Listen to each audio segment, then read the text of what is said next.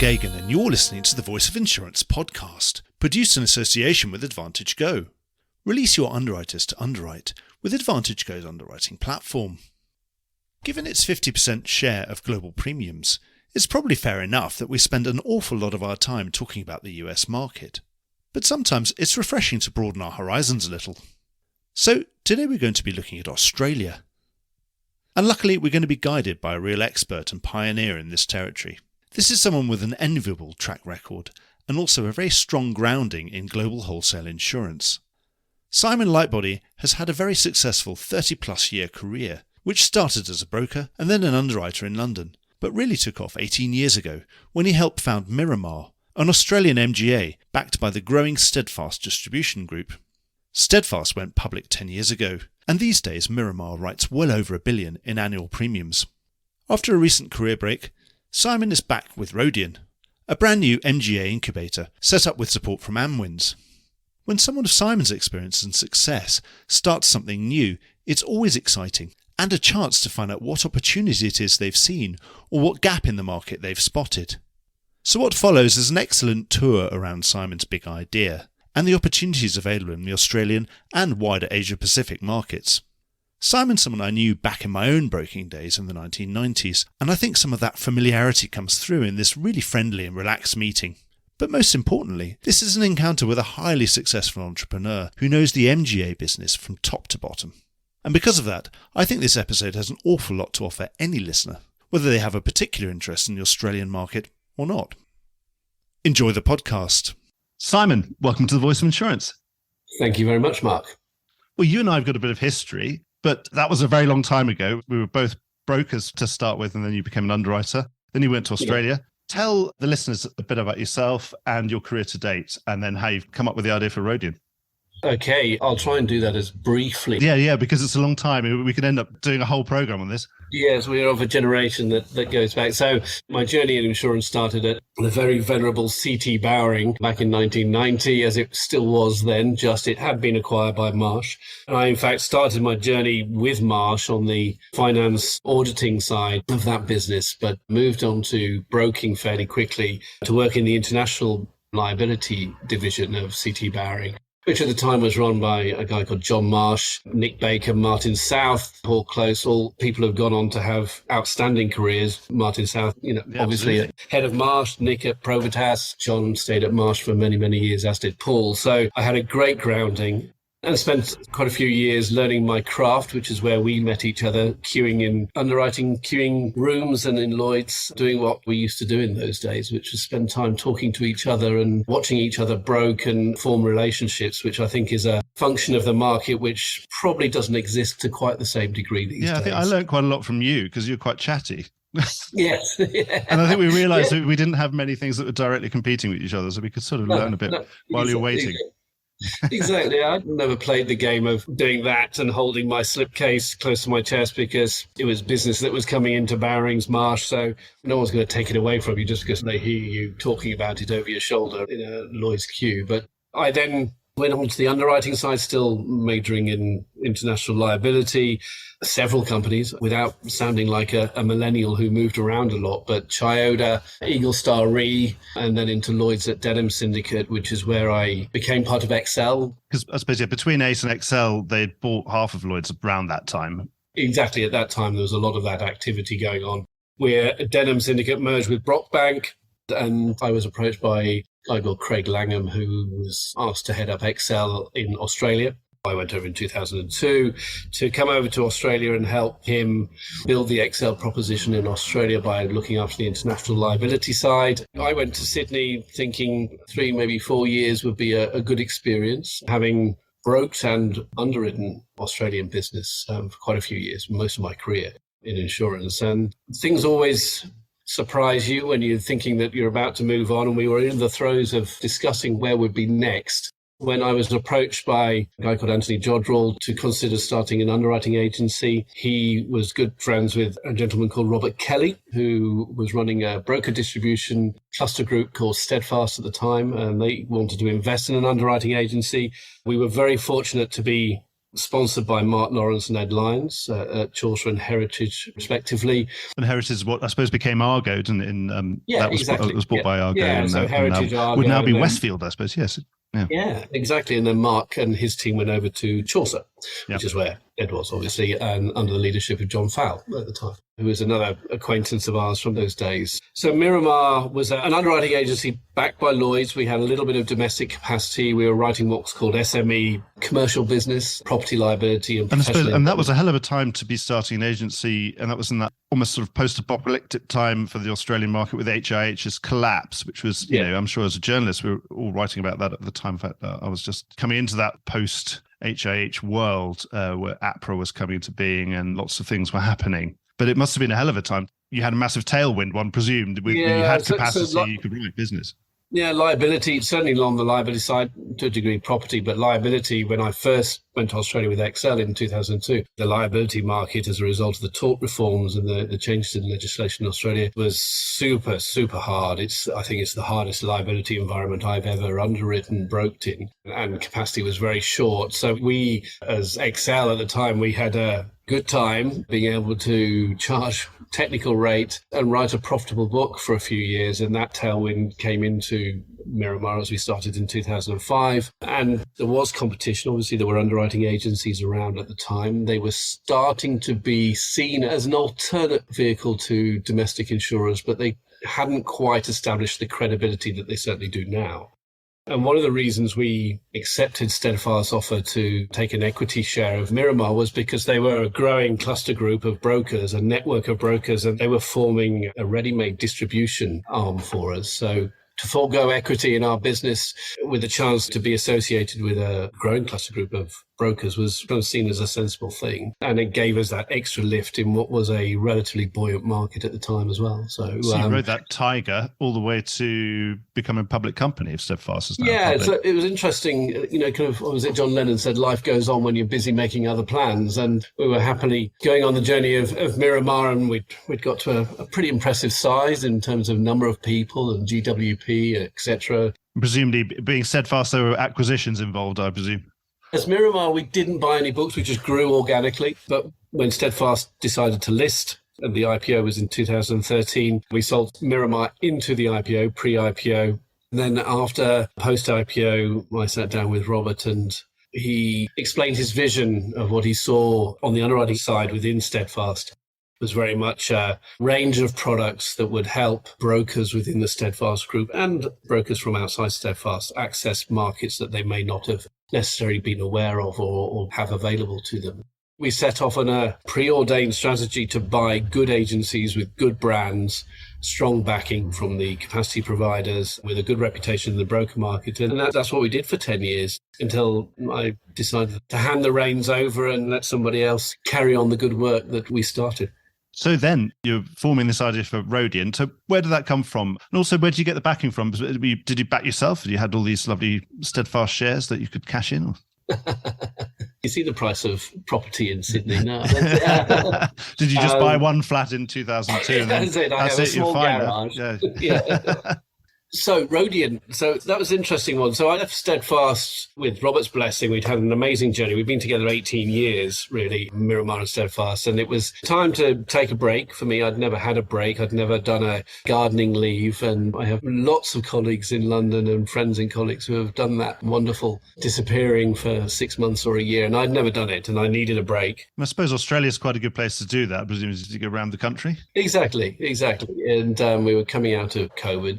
I knew I wasn't finished. I spent some time thinking about what do I know? What am I good at?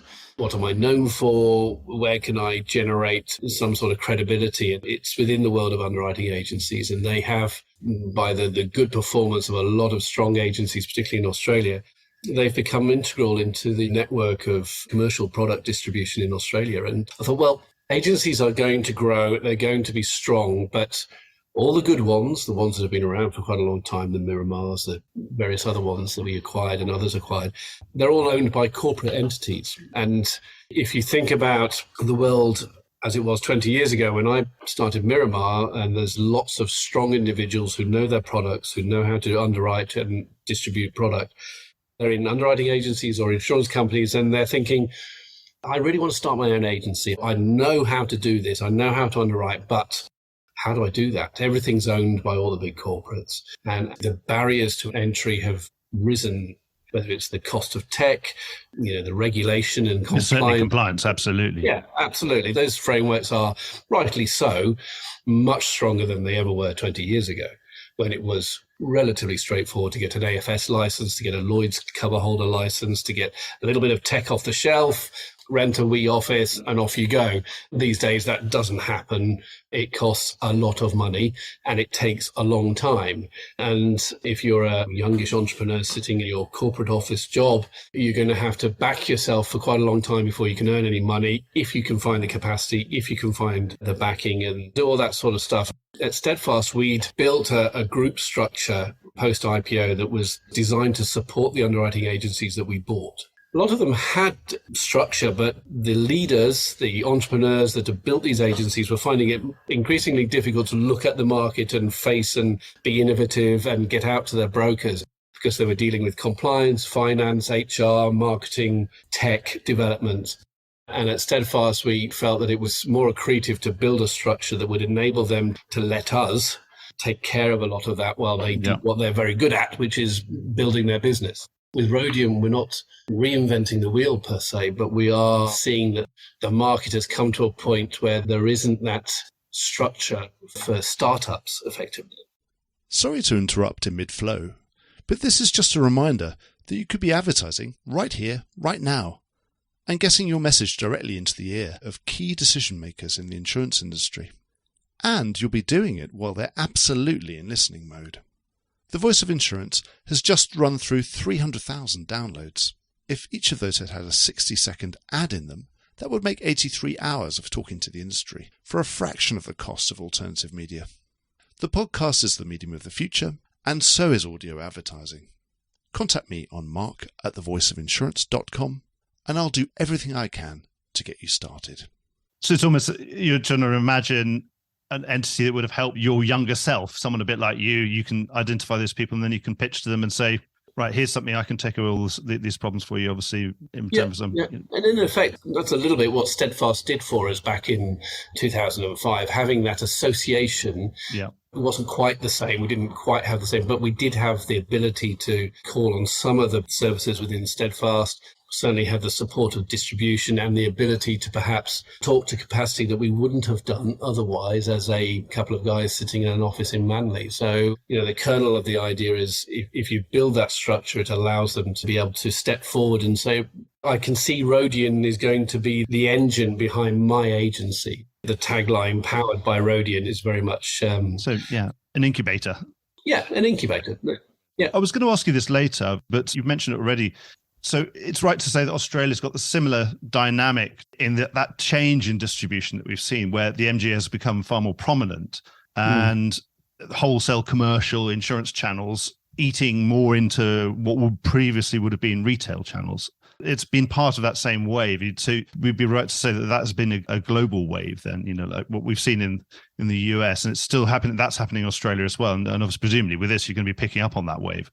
Yeah, exactly. I think what we've seen over 20, 25 years in Australia, probably a little bit longer in the US in terms of the preeminence of MGAs, but what we've seen is MGAs become better at distributing product to brokers in the commercial market, better at service. And it's coincided with insurance companies looking at their cost base, looking at the people they have within their organizations that they use to distribute product, and their costs of staffing and their costs of putting capital into their own products. And I think it's fair to say that the rise of MGAs in terms of their service capabilities and their expertise has coincided with insurance companies going, you know what, it's actually cheaper for us just to be capacity providers. Yep. We give the capacity to the agencies. They carry the cost of the staff, the distribution of the product, the technology. They carry all those. Yeah, sure, they get a commission for that, of course, but it's a model. If the insurance companies are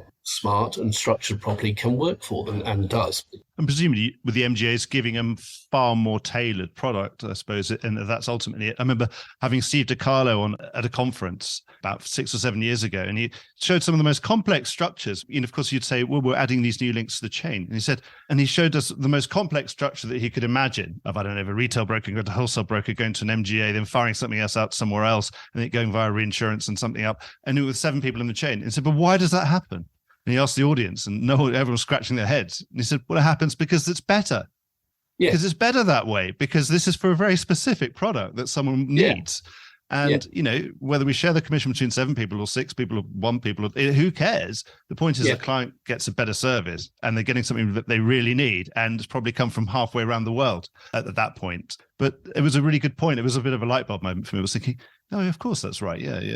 And so has that really been the success of the MGAs? That it's giving a far more specific product, specific service in a specific place where it's actually needed. Yeah, absolutely. Rather than being a bit more generalist with the large multinationals giving products that weren't specifically tailored for anybody in particular. And I think the rise of the regulatory authorities down here, whether it be APRA or ASIC, in terms of their requirements, the impost on insurance companies or licensed insurers is huge. Not that that goes away if they give an underwriting agency capacity, because they still have to run it, still their license providing the capacity. But their internal costs are ameliorated because a lot of that distribution effort is done in the agencies. We've had instances when I was at Steadfast where insurance companies would have products that they had in market themselves, and they say, you know what, we're just not doing this very well. We've got a great product, but we don't know how to distribute. We're not very good at service. We probably could be better at underwriting it in the first place. Can you do it? And we'd say, yeah, sure. Let's rebrand it. It's still a XYZ insurance company product, but it's running through Miramar or whoever, and we'll just do a better job. And you won't have 30 people in head office doing that job not particularly well. So it is better, to Steve DiCarlo's point, because it's better. And it wouldn't I work. like that. I'm going to borrow that, actually. So that relationship with Amwins, how does that work? You've got a relationship with Amwins, presumably. Is it partly equity, or they're going to be sourcing capacity for you, that kind of thing? Yeah, because you asked that question earlier in terms of where the backing came from. So the 3 founders, myself, Tessa Chernstein and Peter Tackles, have put our own money into it. However, the majority of the investment to start Rhodian has come from Amwins. The Amwins connection, it's interesting how these things happen. I bumped into an ex-colleague of mine, a guy called John Andrews, who's at Amwins, and I bumped into him last April when I was back in the UK in my break phase, and he just asked me what I was doing, and I said, I've got a few ideas. I said, well, Amwins are starting to look at their international strategy in terms of ex-USA, London, business generating areas, and would you mind having a chat to some of our guys and seeing if there's an alignment? Australia is one of the territories that's been circled. So I said, sure. We ended up having 2 or 3 conversations over Zoom, which culminated in Peter and I, one of my co-founders, going out to Charlotte and sitting down with Amwins and really talking about our ideology, our cultural desires, how we wanted Rhodian to be presented to market, what our philosophies were in terms of life and business. And I think we spent about 90% of the time on getting to know each other from a cultural fit point of view, and 10% on P&L numbers. Amwins are clearly a significantly successful business. They've got a strong MGA pedigree, absolutely, which is super important to us, to be working with somebody who understands our business. I think we are probably a relatively inexpensive entree into Australia in terms of a space they understand, being MGAs.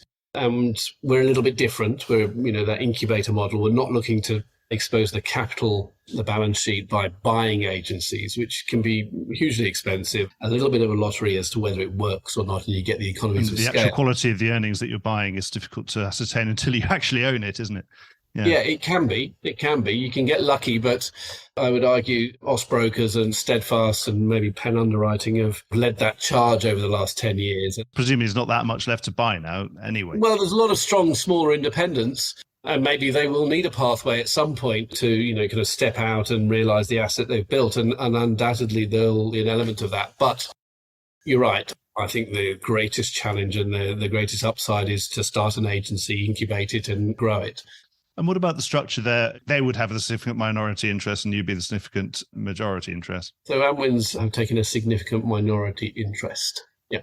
And that's what you would do in your incubees, or how do you say? Yes, Well, someone who's being incubated. Yeah, the startups. So actually, we'll take a slightly different position. We will take a majority interest in the startups. And that will be no less than 51% being the majority. It could be more than that. It just depends on the particular product and the individual that's coming to us. But we will take a majority share. Right. Yeah.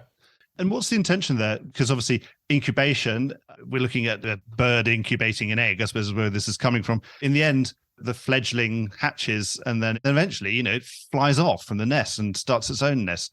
Is that your intention, or is you want them to stay? I presume you want to stay, you want to get a massive nest. I think we wanted them to stay. The analogy of the kids that never leave home. They get everything they need from home and they're able to keep growing. They don't feel stifled. Yeah.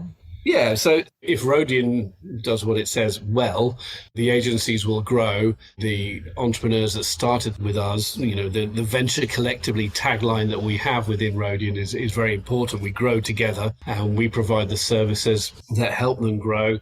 It is their brand, and this is an important aspect that we decided very early. There's two metrics that I saw at Steadfast that helped really grow agencies. And we bought some agencies that were relatively small and grew them to be relatively big because we sold equity into the senior management. So they felt that they had skin in the game, and we kept the brand. So when we buy a brand, we're not interested in homogenizing it and calling it Steadfast, because you lose all the value that you bought that was created by the business in the first place. So we became a house of brands. The brokers understand it because it's an established brand. It does what it says on the can invariably. So we're very much in saying to the startup entrepreneurs, we will create a brand. It is your brand. It is your P&L. You are equity partners on this journey. And we'd like at this stage for it to stay that way. I think it's probably fair to say, Mark, do they go off and do something themselves? Who knows? That's a 10-year window question, which I just don't have an answer for, but it's not the intention. And there'll usually be an obvious answer to those things. Sometimes some things do have to go. They just go, don't they? And there's not much you can do about it. And you never know. You get the benefit of owning a majority in them anyway. So that's not a bad ending, is it? Yeah, no, we build something and then someone knocks on the door and offers you a price. Everybody looks at each other and says, well, yep, okay, let's take it. But that's not the intention. No, I think if we do our job properly, then I don't think people would want to leave. So you are, again, going to be a house of brands. And I suppose we won't really know the Rhodian brand. That's going to be the corporate holding company level. Brokers aren't going to be transacting with Rhodian, one presumes. No. So the brands that will be seen in the market by the brokers and by the capacity providers, whether it be London or domestically, will be the individual brands that we create within those product streams. But I think, you're right. Rhodian won't be transacting, but it will be very much a structure that the capacity providers are aware of. So when we go into the London market, it will be with agency XYZ, and the fact that it's got Rhodian behind it, we hope, and we fully intend to be a very persuasive element in getting support from capacity. And you can get that leverage, particularly for when something's untried or a bit small. The fact that it's now part of this certain amount of heft that you can bring when you're building that might help with the capacity provision at the beginning. Yeah, and it will be the excellence of the people that we have in Rhodian and the systems, whether it be the tech, whether it be the compliance system, whether it be the actuarial people that we bring in, the finance structure and how well we report and send bordereaux electronically in these companies. So that all of that is actually more important almost. Certainly if you go into Lloyd's these days, if you don't have that structure underneath, the compliance, the finance, the actuarial, the data capabilities, then you won't get capacity. It doesn't matter how good an underwriter you are and how well you're pricing stuff and how well you think you're positioned in the market. If you can't comfort the syndicates that they are aligning themselves with a strong cultural entity like on compliance, data, actuarial, then you need to be good and prove that you're good at the same time these days. Absolutely. We learned at Steadfast as the market change and Lloyd's went through its transformation under Hancock when he was around with Lloyd's and developed by John Neal, that the whole integrity of Lloyd's has improved significantly over the last 5 or 6 years, but it has been a hard journey for cover holders to go onto because it's just a very different set of criteria that you're being judged against, and a better one, to be fair. But You can't just wander into Lloyd's and grab See your friends and just get your mates to help you out anymore. They can't help you anymore. No, sadly those days are over now. It's you have to stand up and show that you have credibility, which is good because that's the way it should be. Absolutely right. And one last thing on the way you're structured. So certainly from reading your website, it looks like you're looking to fill the whole kaleidoscope, the whole spectrum of underwriting. Obviously, different classes, different specialities, specialisms. Yeah. One presumes that you're not seeking to have things overlap. You sort of say, well, once I've got my property MGA away, that's me done in property. Great. I'm going to read about that. And then I've got my liability one, I've got my professional indemnity one, I've got my whatever, cyber one. Is that the sort of philosophy that you're looking for? You don't want to be replicating things. No, again, lessons learned from past experience. If you want to present a brand in market and present the clear direction of that brand to the brokers, and we're only dealing with licensed brokers, we're not into the retail direct-to-consumer space, then it behoves us to make it clear there's a one path to market. So if we have a cyber agency and then another opportunity comes to start another cyber agency, then no, I wouldn't do that, because you back what you've got, you present that to market, and you don't get people asking, well, who do I support? Which one do we go to? It causes confusion. Capacity providers probably wouldn't like it, because one would say, well, I support that agency, but you started another one, so how does that work against me? So the rationale that we've always deployed is keep it clear and minimize any overlap. You're sitting there, I know it was 90% you were talking about culture up in Charlotte, and then 10% was numbers. But on numbers, what's a good 5-year plan GWP target? I know you're bound to say it depends, because it depends on who walks through the door and who you're able to convince to come and join you, of course. But, when you have a rough idea, what would be a good number? As anybody will know, when they're building a business plan, you have to develop a forward-thinking at least 5 years, 5 or 6 years, and we certainly did that and have presented that to Amwins in order for us to generate a number that we need in order to fund and present Rhodian to the market. I think it's fair to say we would be looking across 8 or 9 different products in the next 5 years, and we'd be looking in excess of $100 million Australian. Yeah, what's the Aussie dollar to the US dollar at the moment? 0.7, something like that. 70 million US dollars. Yeah, so about 70, 75 million US dollars. It could be more, could be less, who knows? If this market continues where we've got strong pricing, we don't get a particularly soft cycle in there, which I don't think we will particularly yet, I think that's achievable. And if you think about underwriting agencies take about 3 years to hit their straps in terms of, the cash flow and various break-even metrics within a P&L, then I think within 5 years, those first ones will be reaching a strong maturity, and the newer ones will still be on their journey. So those sort of numbers feel not uncomfortable to achieve. And how is the Aussie market? Good. Yeah. Is it kind of correlating with everything else we're seeing in the global commercial insurance space? A bit hard?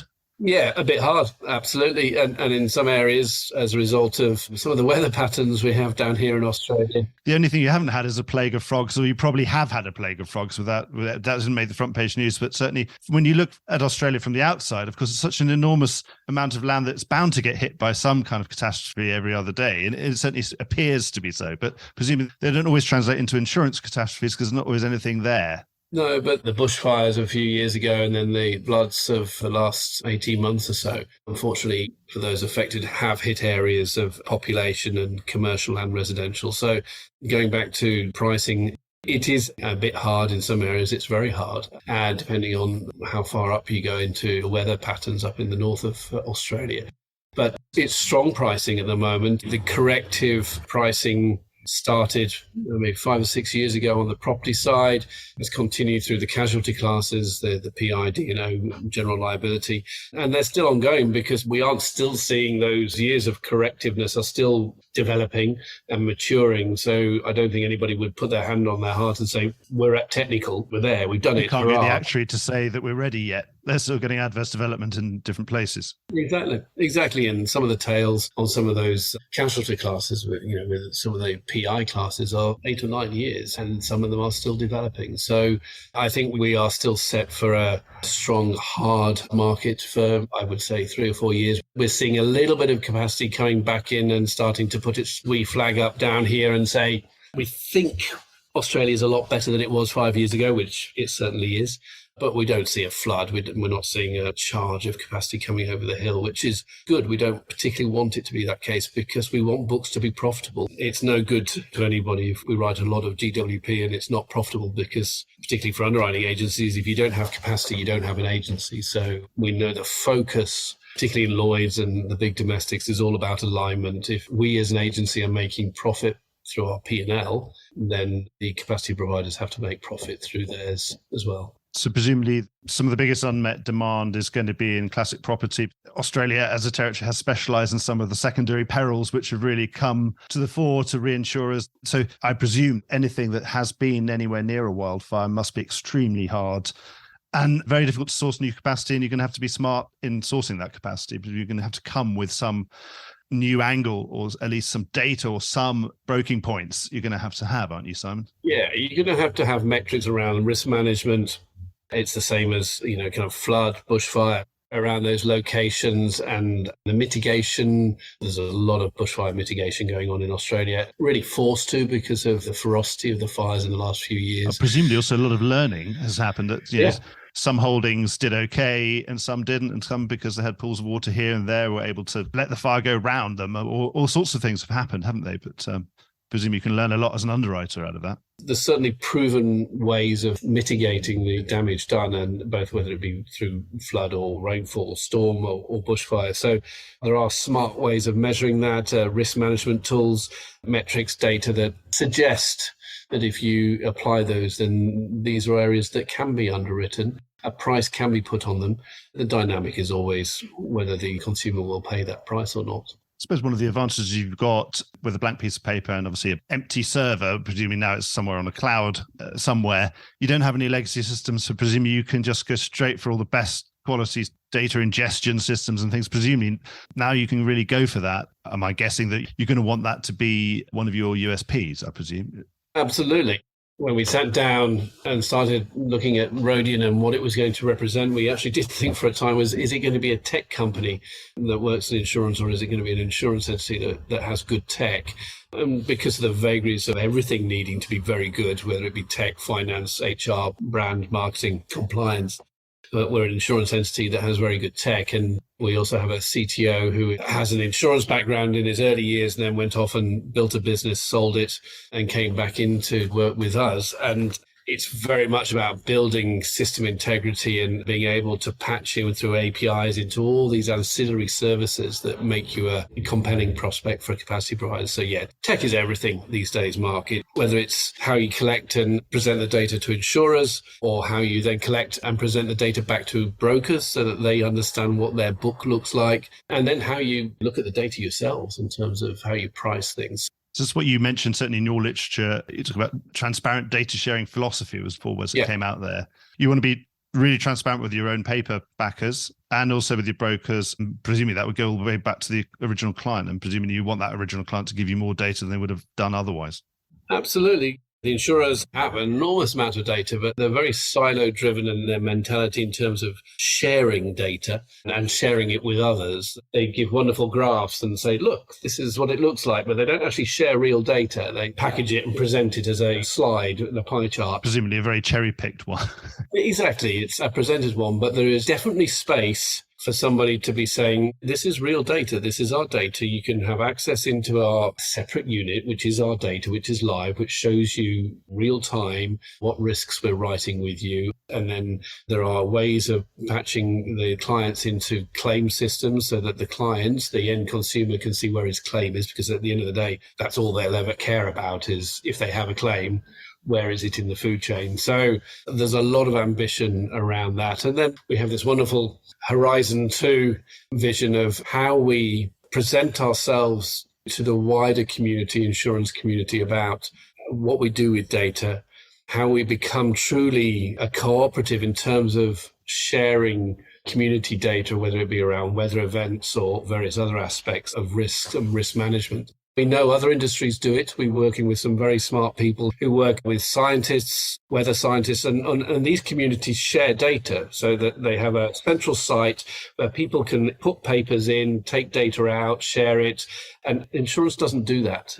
It's all there, but nobody's able to pull it together and do that. So we have a Horizon 2 ambition to go on that journey, but that'll be for another podcast. And what about automation? Presumably anything you can automate, you will automate, very small homogenous types of risks. One presumes you want to just get them out the door as quick as possible at the right rate. Yeah, low touch. If you've got high volume, low premium insurance policies, then you don't necessarily want to be touching it from an underwriting point of view. You don't need a field of underwriters who are all busy away underwriting BizPack business, which is $1,000 premium. You can automate that, and automating it gives you a wider data set.